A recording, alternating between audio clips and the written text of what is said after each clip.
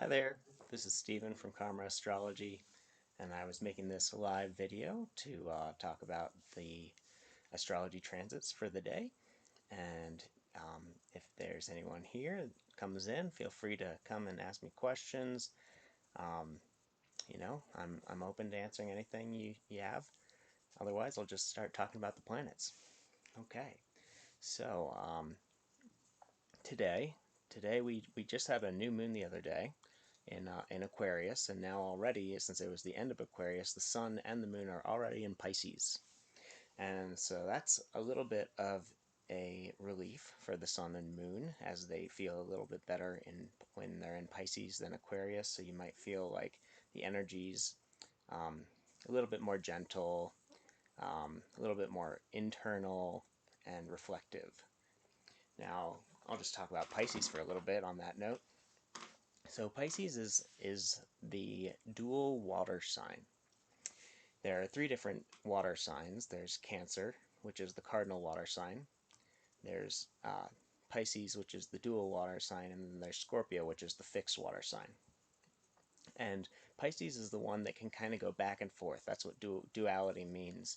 It means that they can kind of the energy of Pisces is a finishing energy, kind of a completing a task kind of energy, as well as a starting a new task kind of energy, and they can vacillate kind of back and forth between those two things.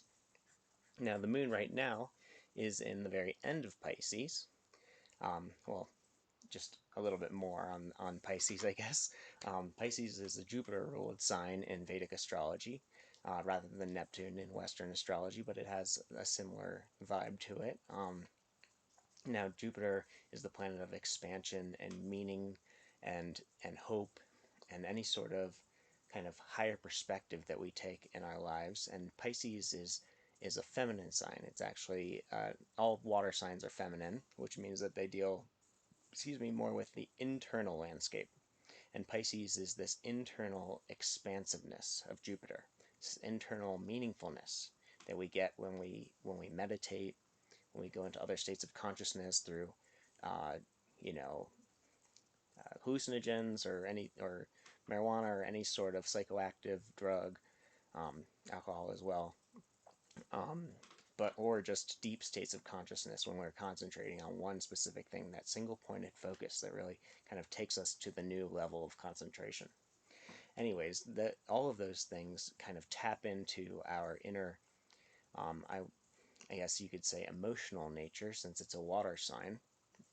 Water has to do with the emotions and the feelings, but it's this deep inner feeling that kind of connects us to other realms, in other, maybe our spirit guides or any sort of angelic guides, or uh, beings from other dimensions, and all sorts of different stuff that isn't in this exact physical, tangible world.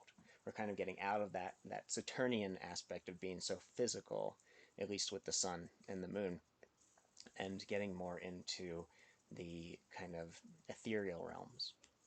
Now, when the moon is in Pisces, it's a really nice spot for the moon because the moon is a watery type of planet itself. The moon rules Cancer, which is one of the other water signs. And the moon is related to our sense of emotions and our feelings. And so when it comes into Pisces, we feel more connected, we feel more grounded, and we feel just um, a more emotion, just a little more emotionally stable when we're focusing on our internal landscape, on the kind of expansion of our internal world. So maybe this is causing us to get closer to mystics, to mystical experiences. Um, People might be more inclined to smoke pot today, or some sort of, whatever takes them into another state of consciousness that they enjoy. It's definitely more about joy and kind of these expansive feelings than a contractive feeling.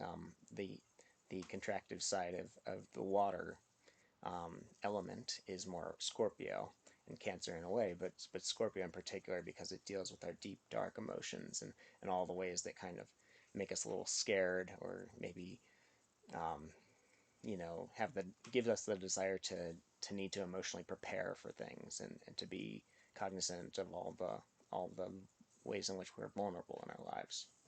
So the moon being in Pisces is a much more mellow vibe. It's kind of fun. It's a little playful. It's a good day to do art. It's a great day to yeah, to do anything that really expands your sense of creativity, that expands your sense of meaning in a really personal, internal way. And then the sun is there, and that'll be there for another month, which is fantastic. We'll have the new moon in a month in Pisces. And so the sun is actually our sense of kind of confidence. It's our inner ability to stay true to ourselves in a way. It can be our, it's like our truth. I look at it like a power plant inside of our body. The sun kind of relates to our heart in that it's giving us energy. It's our connection to our spirit. And so when the sun's really lit up, when it's in a friendly sign like Pisces, then we're able to feel a little more confident. We can feel it more empowered when we kind of dive into these other realms of consciousness, when we kind of navigate those Piscean waters of of mysticism, of all these internal things that I've been talking about. Well, wanted to say one more thing. The moon is actually in the end of Pisces in Revati, and Revati is the very end of the zodiac. It's going to be in Ashwini starting tomorrow. Well, I guess depends on where you are in the Earth, but in about 4 hours from now, it should be in Aries. So this is really like capturing. If you watch this video in the next couple hours, it's all about ending a karmic cycle. So we might be feeling more attached to endings or having a difficult time letting things go right now. But it's important that we focus on that kind of universal aspect of consciousness that connects us to everything that we might feel attached to. So we never actually lose anything in life. We never actually um, have people, well, people do disappear and die in the physical form, and all the things that, we know in this physical reality will dissolve into, into the ethers in time. Our spirits continue on. And so this is kind of that spiritual transition from watching the end of whatever you're working on. It's going to be a different aspect of everyone's life, but there's a big ending theme today, and the god or the deity associated with Pisces or with Revati in this instance is Pushan, which is kind of the gentle shepherd god that ushers us into the next realm of existence, the next plane. And this has a lot to do with those kind of metaphysical experiences that we might be looking for today, the spiritual experiences, and how we do have our guides. We have our guides just watching over us, over our shoulder at any moment, and they're there to give us a little glimpse into the astral planes and kind of assist us into our metaphysical practices. So this is a great day for all of that stuff, and anything having to do with really just letting go. It might just be lying in bed and just trying not to think, trying to just feel and be, and let go of any thoughts, let go of any attachments, let go of any desires, and just kind of like melt into who you are. Um, and that can be a really wonderful, lovely, happy feeling during this time in particular. It's really grounding, and it should be pretty empowering with the sun there. So definitely take time to be alone and to be in your own space so that you can connect to your guides more clearly. Um, let's see. We have Mars and Rahu getting closer by the day. Mars is the planet of destroying the things that we perceive to be weakening us. It's our inner sense of courage, and it's kind of purified and through discipline and determination. And so that kind of desire to be strong, to be courageous, is really growing by the day as Mars gets closer to Rahu, which is the planet of obsessions. So it might show that we're just, we might be dying to prove ourselves. So one thing to be aware of is the propensity towards fighting or arguing that happens when these two planets come together, or these celestial energy. The Rahu is the north node of the moon, and it actually is an energetic point in space where the moon's orbit intersects the Earth's orbit around the sun. So there's 2 points where the moon's circular or elliptical orbit excuse me, intersect the Earth's orbit around the sun. And each of those points is called a node, and one's the north node of the moon and one's the south node of the moon, depending on whether the moon is rising above the ecliptic or that kind of central plane, that Earth's orbit around the sun, and all the other planets orbit around the sun as well. And so that's the Rahu when it's rising above that plane. And when it's lowering down below on the other side, that's Ketu, the south node of the moon. So this north node tends to draw us towards new things and attract us to new energy. And so it's a really it's kind of a futuristic energy, and it draws us into a new experiences, and right now it's kind of drawing us into new experiences around Martian ideas, so kind of fighting and protecting and defending. And they're both in the sign of Taurus, which is interesting because Taurus is a Venus sign, which is all about kind of feeling pleasure and feeling happy and kind of spreading joy in a way. And so we might be taking no prisoners when it comes to feeling good.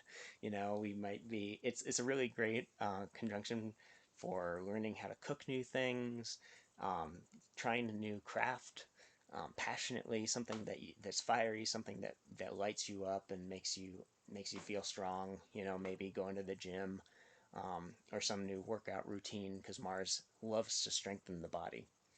And Taurus is an earthy sign, so it likes to very, when these Mars comes into Taurus, we like to, do very practical things and kind of fight for that sense of beauty in the world that we're willing to fight for, that or work towards creating some sort of beautiful thing.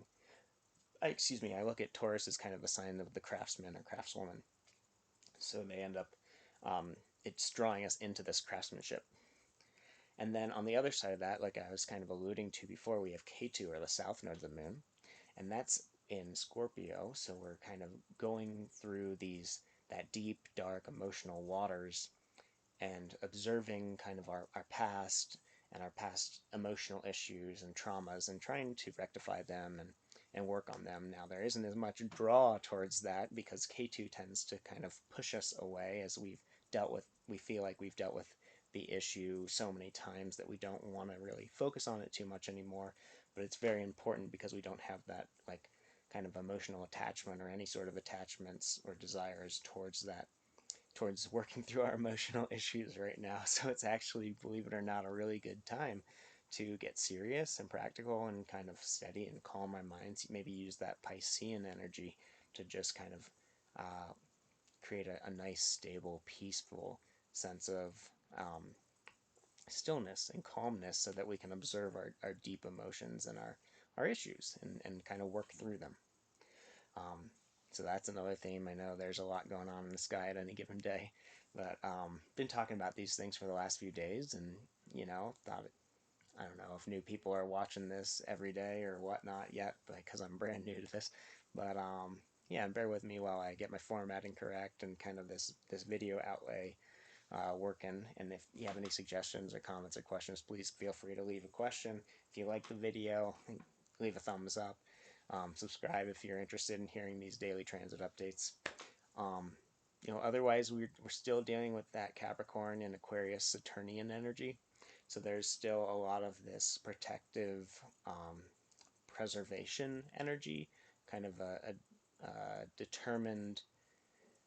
It gives us a sense that Saturn is all about determination and making sure that we can survive and preserve the things that we love and care for.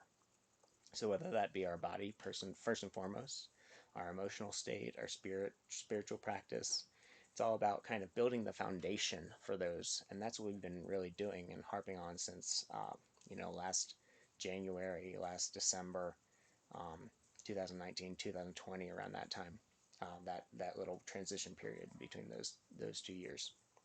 And obviously, we've been dealing with a lot of boundaries and limitations and rules and all these kind of Saturn things that are ideally geared towards making life more safe, helping people to survive and last longer, and that's you know, how we're handling that is a whole different issue.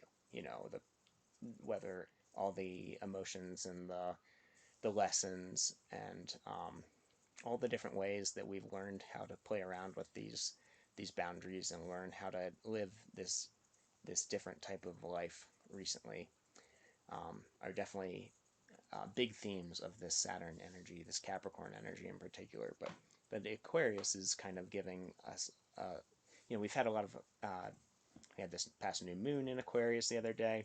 We have Venus and Mercury and Neptune in Aquarius right now. So there's a lot about how we can kind of, Aquarius deals with culture and society in our network circles and kind of the bigger picture and how we can make all of those things last a long time. So there's been a lot of ideas and a lot of toying around with all the different thoughts and ideas we have around how to make the world a better place and how, what type of world we want to live in, and the balances. And Saturn has a lot to do with risk and risk analysis. So we've been learning a lot more about how to take educated, um, risks and be safer, and what level of safety is right for us, while at the same time having the right level of liberty for us. It's a big pressing issue, if you can't tell, in today's world and day and age. And yeah, that seems like that's about it for today. If you have any questions, please feel free to leave them in the comment. I'd be happy to get back to you. And then if you have any suggestions, if you'd like a reading, I have linked in the description below. Otherwise, I hope you have a really fantastic day, and I'll be back tomorrow to do these daily updates.